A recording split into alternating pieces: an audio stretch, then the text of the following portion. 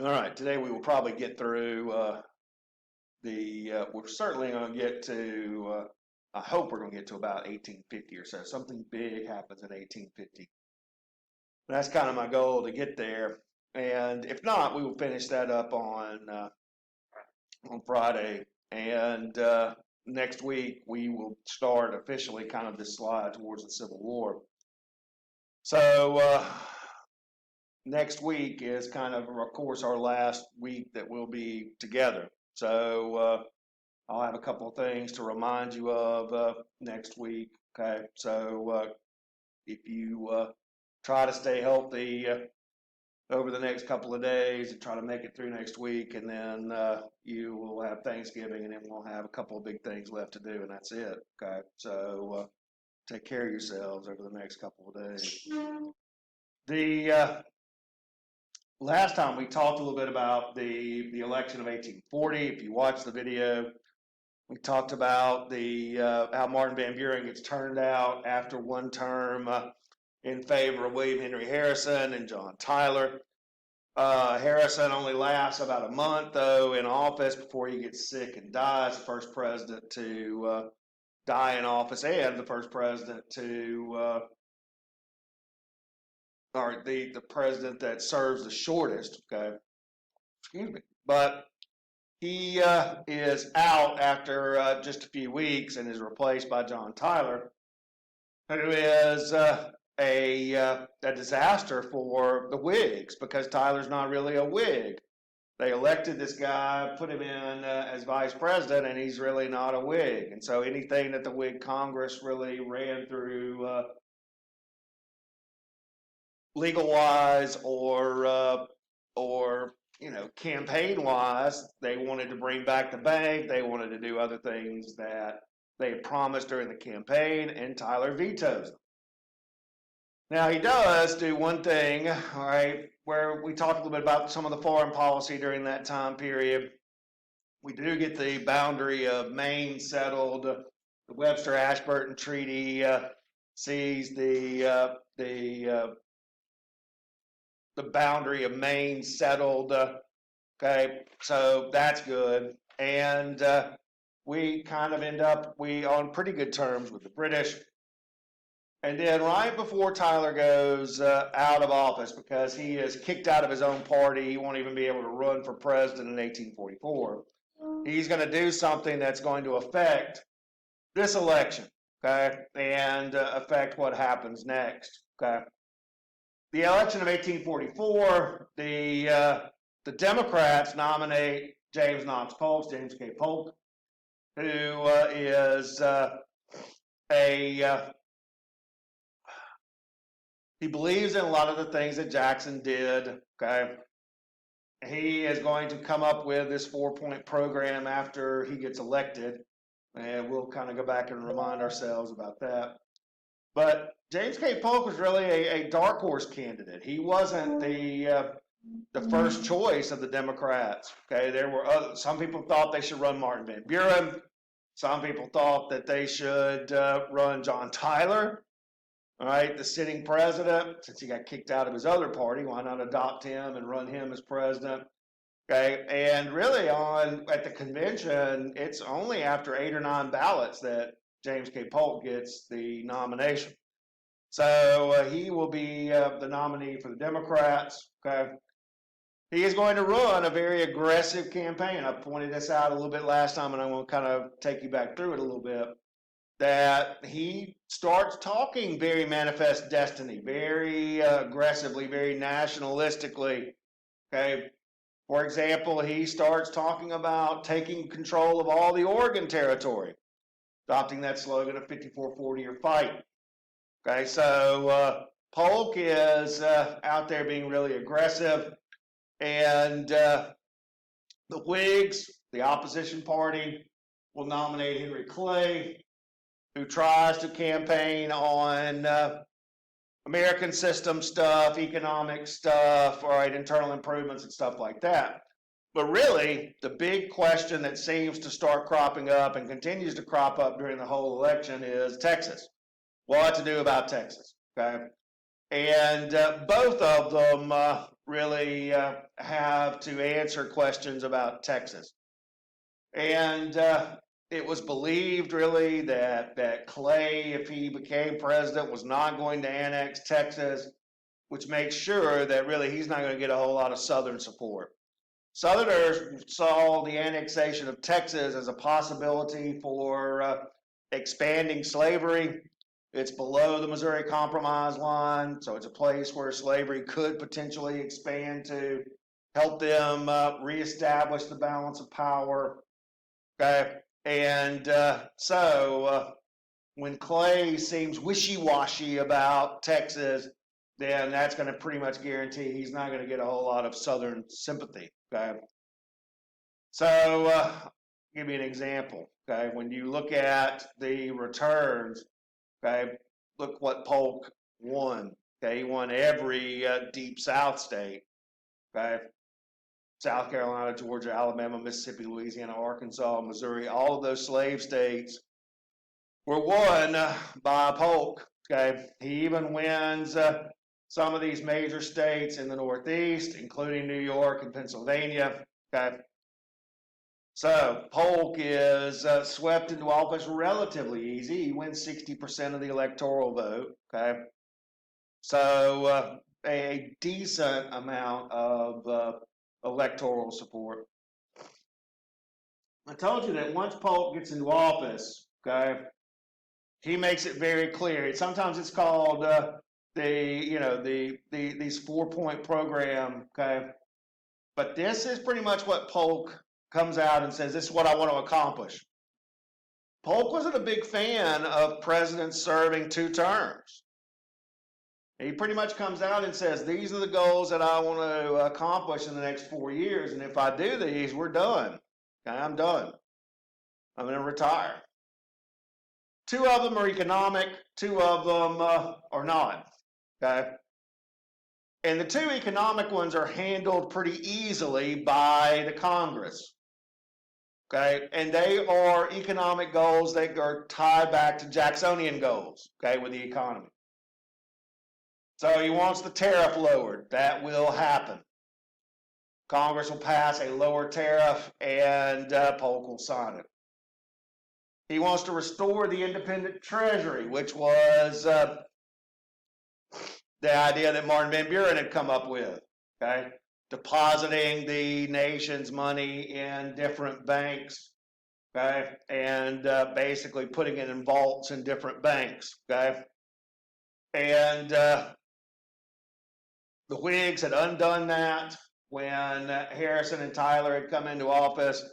Well, when the Democrats come back into office, they will restore the independent treasury. So number 1 and number 3 are handled pretty much by Congress, and that was handled pretty efficiently. But the other 2 are a little bit trickier, okay, and involve a whole lot of foreign policy. 1 is something I told you about that lingers from when Polk was running for office during the campaign. He had said a 54-40 or fight, very aggressively. But one of the things that he said, he wants to resolve the Oregon boundary dispute. Well, if you look at what he said during the campaign, he wants to resolve the Oregon boundary dispute by taking all of Oregon. Okay? That is not what's going to happen. The other thing is about California. Polk will make it known that he would like to acquire California, which is territory that belongs to Mexico at this particular time. Ordinarily, that would be tough. Relations between the United States and Mexico are already strained because of Texas. Excuse me. But they get worse, if that's possible. One of the last things that Tyler did before leaving office and before Polk becoming president,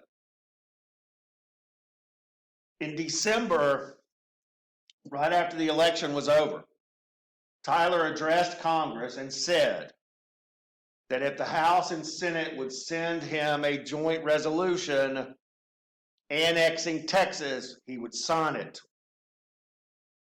And in a very close vote in both the House and the Senate, it passes the Senate by 2 votes. Okay, so it is a very close vote. A joint resolution is sent to Tyler that annexes Texas.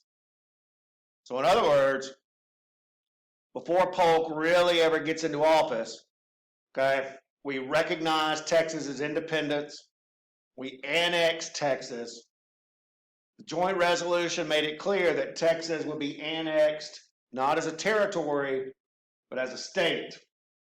So essentially, it would come into the Union, all right, it would be annexed as a state, okay? So we are basically adopting a state.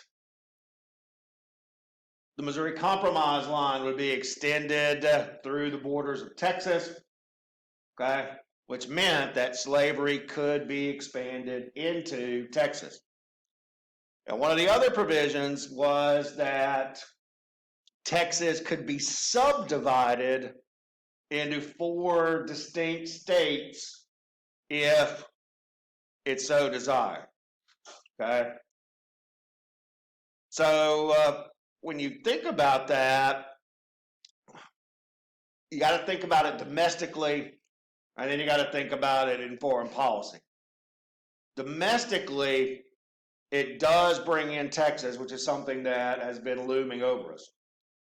But the possibility of adding up to 4 more slave states was very frightening, especially to those in the North that we've already talked about that are starting to show up. Those that are going to be influenced by the coming, we're going to talk about this, is one of the things that I'm probably going to talk about on Friday, is by some of these new religious movements, and abolitionism is really starting to get going. And I told you guys that opponents of slavery are going to kind of line up in 2 distinct areas, okay?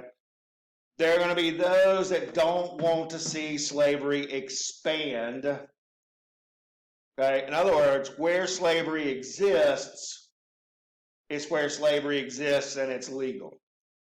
But they don't want to see slavery expand into any of the new territories. And they're going to get all kinds of names, the most prominent being free soilers, okay? That want to see any soil that the United States sort of takes over to remain free. There are going to be others that don't want to touch slavery where it already exists, but they want to allow the new territories that come in to decide for themselves whether they want slavery or not. That's going to become popular sovereignty. And that's something that we'll have to deal with a little bit later on. But then they're the abolitionists. And what's the difference between the abolitionists and the free soilers? What do abolitionists want? Slavery to be abolished. Where it is, where it could possibly be, they want slavery to be abolished. And so, if you have 4 possible states coming in, all right, you have 4 possible states coming in out of Texas, for example. Let's say they subdivided Texas, and you get 4 states, or you get 4 more states, 4 more slave states, okay? That could be potentially politically very ruinous to those that want to abolish slavery. See what I mean? Now, foreign policy-wise, you guys should really get what this is going to do. This is going to make one particular nation extremely unhappy. Who? Mexico. Okay? So, Mexico is furious about this. Okay? Well, to make matters worse, you annex Texas on the eve of Polk coming in. Then one of the first things that Polk says once he becomes president is, hey, we got Texas, woo, now I want to do what? Get California. What does it make him look like? It makes him look like an imperialist, right? that we're flexing our muscles to go after Mexico. Are we? Oh, yeah. Okay? Oh, yeah. So remember, these are the 4 goals. And acquiring California is going to take a little bit of persuasion, okay, of the military kind. All right, we talked about number 1 and number 3 are done by Congress, and Polk signs them, so the economic stuff is done. Okay, let's talk about this. Okay, I'm gonna come back to that later on. Okay, let's talk about this. All right, during the campaign, Polk had said 54-40 or fight. What did that really mean? Well, what that means is Polk believed, or he at least is going to argue, that the entire Oregon Territory should be ours. The 54-40 line is the top of that green line up there, okay? So it is up here. That's 54-40, okay? So when he says 54-40 or fight, what he's saying is we want that to be the boundary of the United States, or we're going to fight about it. All right. How many Americans during the time of the joint occupation, which dates back probably 20 years, okay? We had settled up the boundary at 49 degrees over here, okay, all the way back in, John Quincy Adams had done that when he was Secretary of State, okay? So that's been that way for 20 years, okay, over 20 years. So how many Americans do you think have settled up here in those 20 years? Very few, practically none. So where have most of the Americans that have managed to push their way as far away as the Oregon Territory, where have they all settled? And the answer is down here, okay? Because if you look right there, what do you see? The trail that goes to Portland that runs along the Snake River right there is called what? The Oregon Trail, okay? And so those people that have come out to Oregon have followed the Oregon Trail and have been settled in the South, or in this southern area, okay? Now, why were people pushing out? Well, people are pushing out here for all sorts of reasons, okay? Better land, free land, new land, whatever. There's always people that want to go out there for the possibility of land. Okay, this is the West Coast, which gives you access to the Pacific, okay, and a whole new outlook, right? So there are all sorts of reasons why people were pushing out here. Okay, Lewis and Clark had made it out here. People have been fascinated by this area for a long time. Okay, and people have been pushing west anyway, looking for different lands, looking for religious freedom, looking for all sorts of things. Okay, and so these groups just happen to make their way into Oregon. So Polk, to be honest, is pushing a bargain here that doesn't really make a whole lot of sense.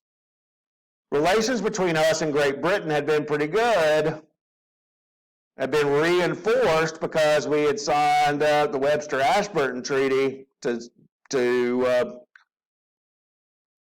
put the boundary of Maine where it was. Okay, so things seem to be pretty good. Okay, and now you got Polk out here threatening war over Oregon. Let's be honest, okay? Do we really want to go to war with the British over Oregon? No, okay? And so you take a wild guess, okay? When negotiations get going about Oregon, all right, and when we finally decide to sit down with the British and talk this out after the joint occupation ends in 1846, and we start deciding what we're going to do about it. Are we going to go to war over it? Are we going to joint occupy it again for another 10 years? Are we going to try to set a boundary? What are we going to do? You guys ought to be able to figure out here what's going to happen, okay? And it's what should have happened 20 years earlier, okay? What they decide to do is draw the boundary. And they go back to the boundary that already exists. Okay? All they do is extend the boundary between the United States and Canada that went to that point right there, and now they just simply draw it out to the Pacific Ocean, with the exception of Vancouver. The island of Vancouver was given entirely to Canada, and that's why it takes that little dip right there. Okay? That's what they should have done 20 years ago. Is this good or bad for us? Hey, it's actually pretty good. Okay? There were probably more, in this little sliver right here, okay, there were probably more Canadians than there were Americans there. And so they gave that up. All right? So we actually sort of get maybe a little bit more than we probably should have based on occupation. Okay? And so they just simply draw the line out, which is what they should have done 20-something odd years ago. All right, go back to what Polk said. Polk can claim victory about this, even though he'd said 54-40 or fight. In his in the Polk doctrine here, when he set down his little 4 things, what did he say? I want to resolve the Oregon dispute, right? I want to resolve the Oregon boundary dispute. Has he? Yes. It's just not at 54-40. It's at 49 degrees. And yay, so it's over. That's another check mark. Okay, think about it. His little 4-point program by 1846 is, he's well on his way. Okay? Independent treasury, check mark. Okay? Lower the tariff, check mark. Resolve the Oregon boundary dispute, check mark. Okay? We're rolling right along. The only one left is what? California. To do this one, though, it's going to be really complicated, okay? And it's going to lead to this, the Mexican War. It's the first war the United States has fought with a foreign power since the War of 1812, okay? So we've had a 30-year or so run here without much warfare. But now we're going to go to war with Mexico over several things, not just California, okay? So actually, the Mexican War is a little bit more complicated than you first maybe think, okay? All right, let's kind of dive into it here for a second, okay? We're going to kind of hit the high points. We're not going to spend a tremendous amount of time talking about the Mexican War battle by battle because A, it's not that exciting, and B, all right, it is over pretty quickly. You can see it's over by 1848, only lasts 2 years, okay, not even quite 2 years. And as bad as we were prepared, it kind of tells you how bad Mexico was, too, if it only lasts 2 years, okay? All right. In 1845, Polk sends John Slidell to Mexico, okay? And Slidell, who had been the former governor of, New York, who had been in Polk's administration, is sent to negotiate with Mexico. All right? So he is sent essentially on a diplomatic mission. Okay? When he gets there, Polk tells him, these are the things you want to talk about. Okay? So these are the things that we want you to talk about. All right, let's kind of go from the bottom up, okay? Number one, the United States would buy California at any price. So we want to acquire California, name your price, okay? Number two, we would purchase New Mexico for $5 million. So if you would like to sell us the New Mexico region, we will pay you up to $5 million for that. What's in New Mexico? A whole bunch of sand. I mean, we're essentially buying some desert, all right? So we tell them, look, we'll give you $5 million for this wasteland, okay?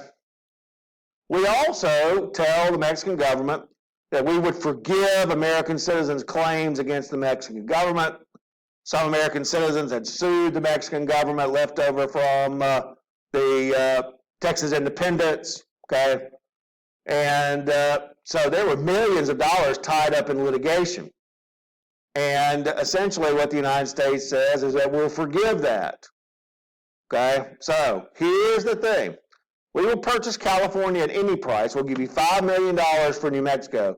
We will forgive the millions of dollars of claims against you, okay?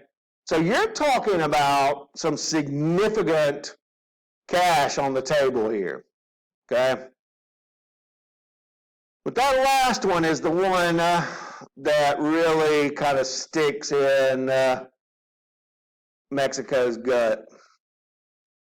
We want the Mexican government to recognize the Rio Grande River as the border between the United States and Mexico. By the way, where's the border between the United States and Mexico today? The Rio Grande, okay? So, we want Mexico to recognize the border between Texas, the United States, and Mexico at the Rio Grande River. All right, Mexico doesn't like that, okay? Let me see if I can draw a little bit here, okay?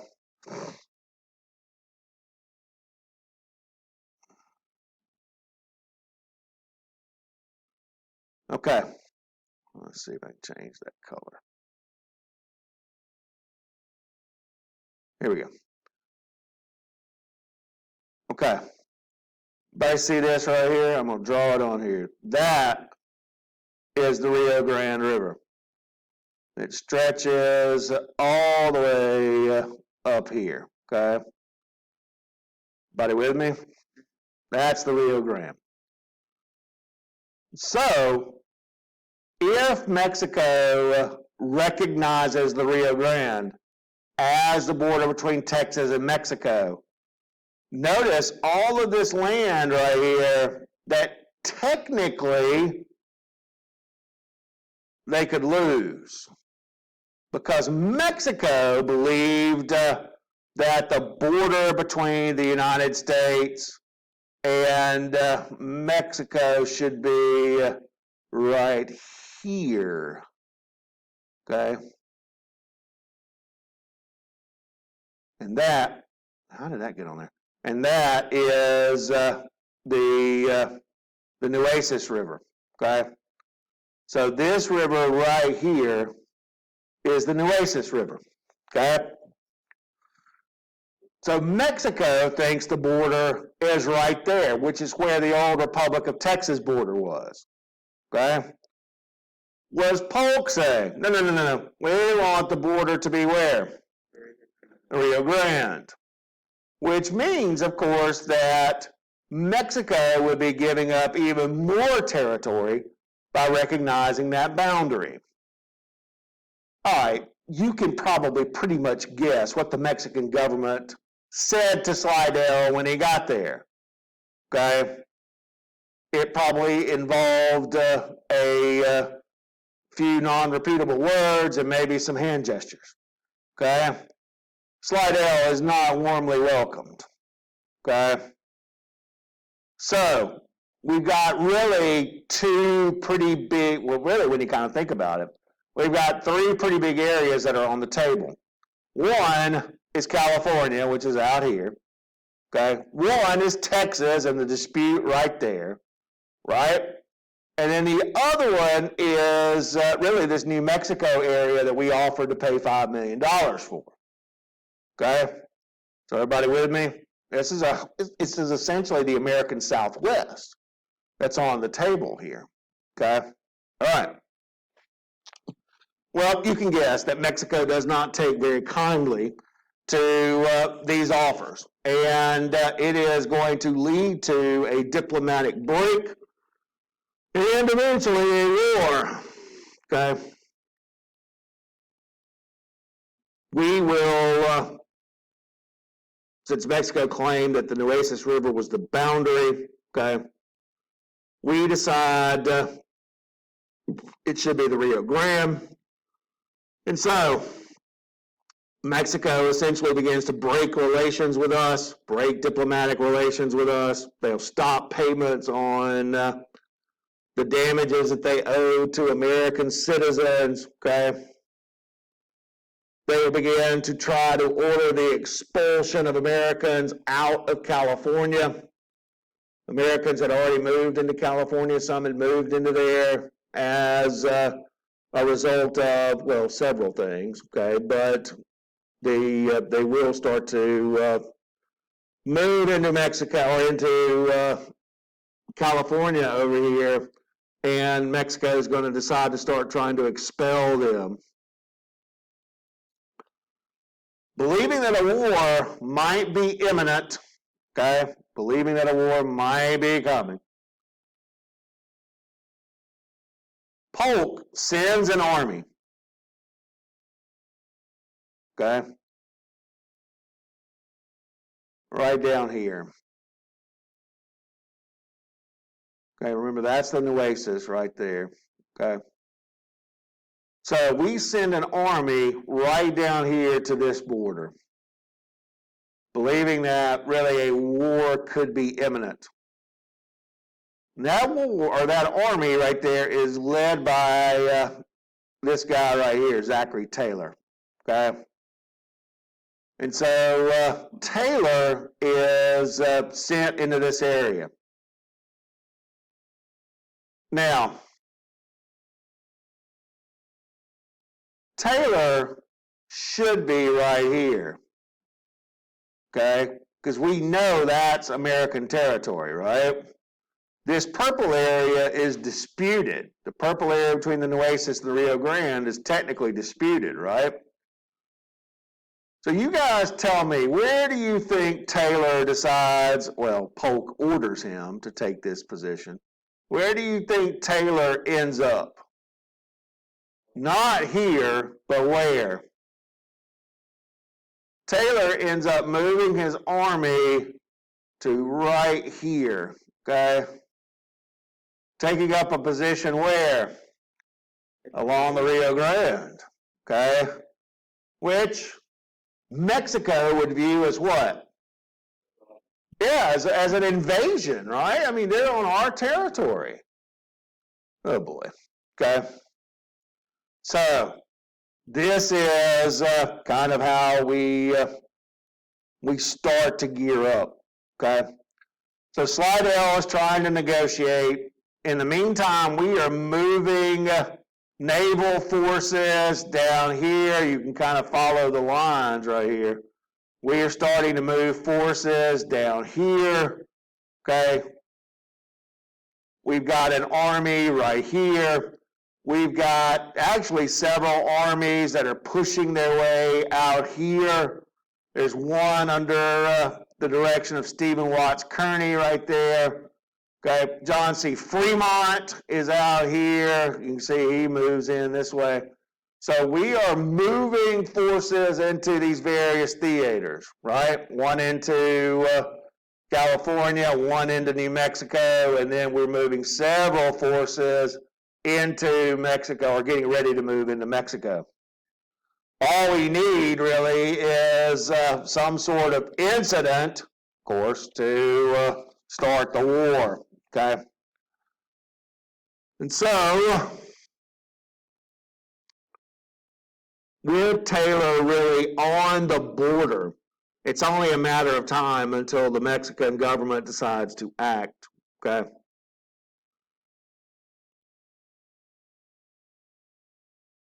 There's a skirmish that breaks out between Mexican and American forces right down here near Matamoros. Everybody see that right there? That's that area right there. That's Matamoros, okay? So a skirmish breaks out between American forces and Mexican forces near Matamoros. And as soon as that happened, it happens in May of 1846. As soon as that happens, As soon as he perceives that American forces have come under attack, Polk goes to Congress and asks for a declaration of war. The 11th of May, 1846, Polk goes to Congress and says that American troops have been attacked. The famous line from it is that American blood has been shed on American soil, and that we need to go to war with Mexico.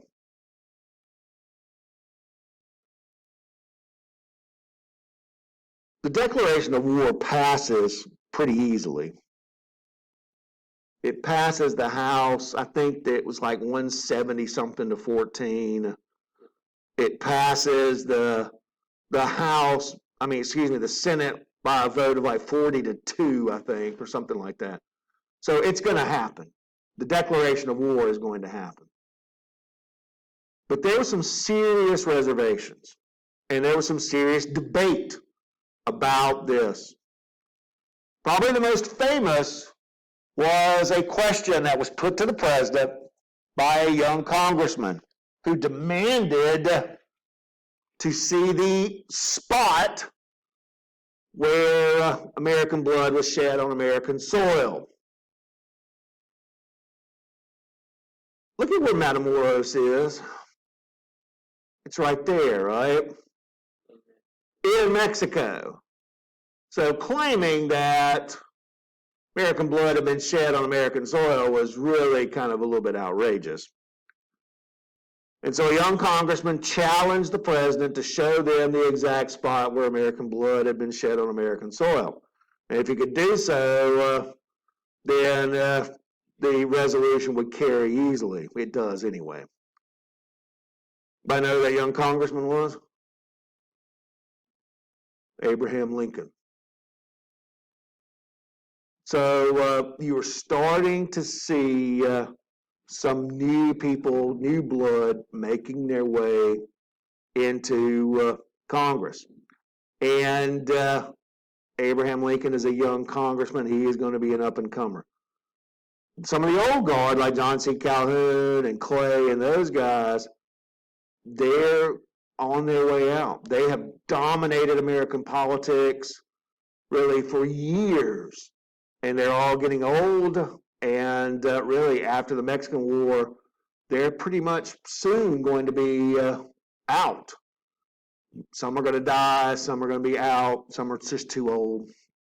So you're really starting to kind of see a changing of the guard, okay? Well, after the war declaration is put in, the Americans will really launch a massive attack, okay? So one arm, you guys can see, pushes this way, okay? And will head this way. Then we got another group kind of pushing this way, okay? And then you've got another group that heads down here to take Mexico City, okay?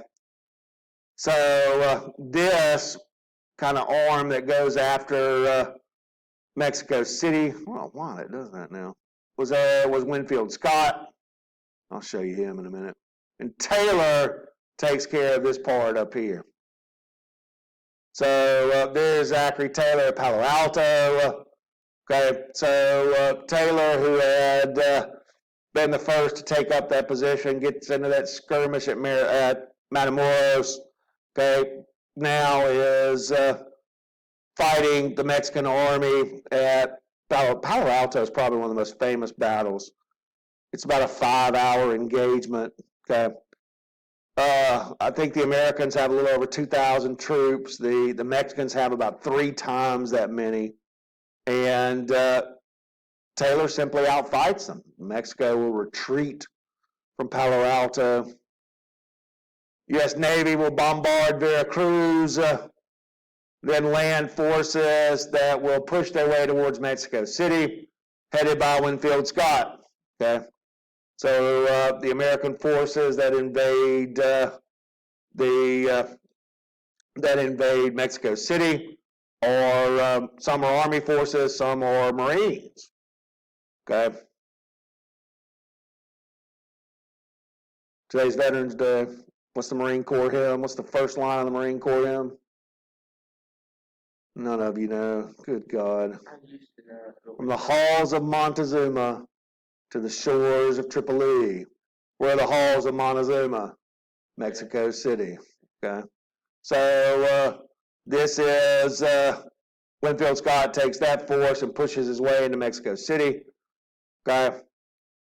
So the war is over very quickly. Mexico is way really overmatched in this war. We have the naval technology, we have the naval advantage, we have the military, okay, that can push its way, and Mexico just simply cannot resist. And so by the time you get your capital invaded, that's a pretty bad sign. And a treaty will result pretty quickly, okay? The Treaty of Guadalupe Hidalgo ends the Mexican War, okay? So Nicholas Trist will be the American negotiator. He will sit down with the Mexican government, and the war is going to come to a close pretty quickly. Here are the terms, okay? And you tell me who wins, okay? Mexico gives up claims to Texas above the Rio Grande River. So what becomes the new border between the United States and Mexico? The Rio Grande. Mexico will give the United States California and New Mexico. Or you could flip it on its head, the United States will take California and New Mexico from Mexico. And in exchange, we will give them $15 million and agree to pay the claims of American citizens against Mexico. So essentially, we give them about $18.5 million. Okay? So we get the Rio Grande, we get New Mexico, we get California, we give up $18.5 million, and the war is over. If we just won the war, why did we pay them money? That's a great question. Why?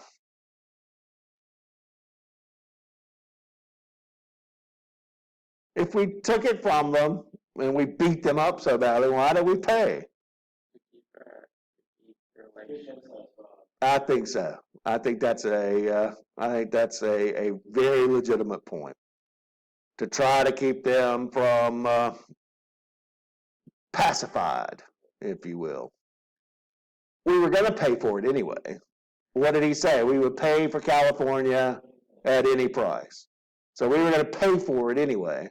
So we kind of just, I think in a lot of ways, honor our word about that. We just we're only going to give you this much, okay? So think about it. We said we would pay $5 million for New Mexico, okay?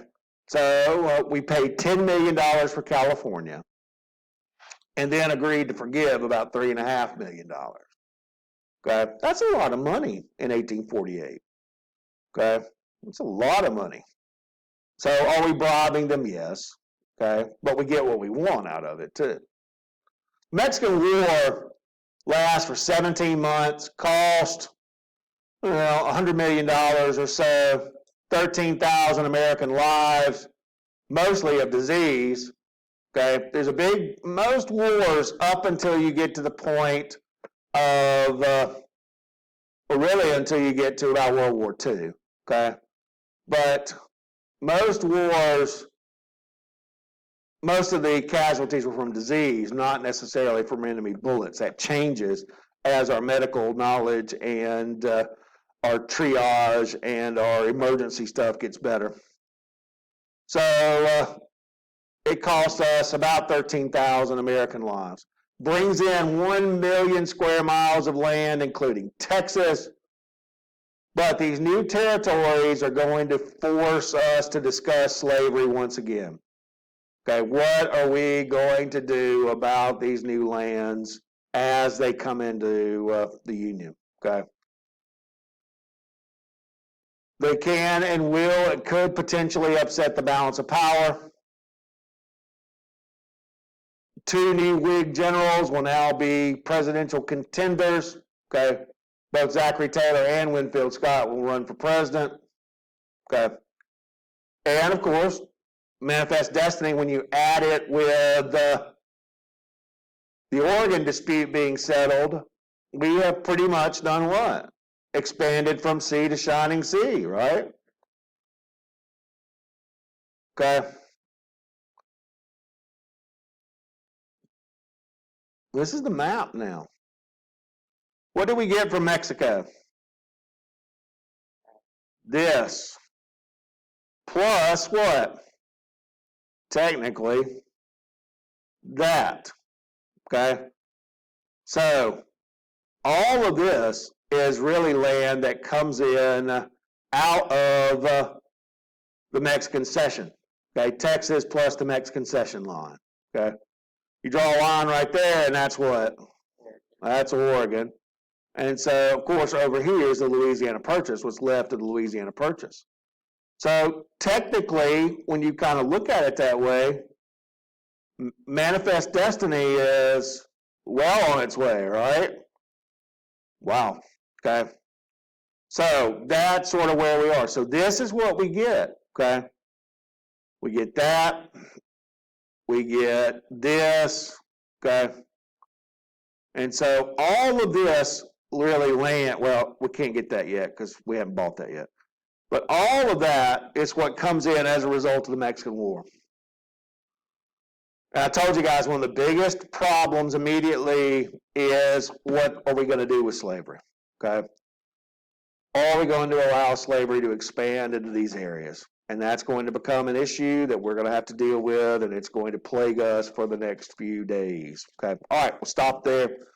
All right, Friday I'm going to talk about really the election of 18. Well, we're going to talk about the election of 1848. We're going to talk about what happens with these lands. We're going to start to talk about free soil, popular sovereignty. Okay, but the biggest thing we're going to be talking about is the Compromise of 1850. Okay, which you guys will see puts us square on the road towards slavery or towards civil war. Excuse me. All right, get out of here. I'll see you guys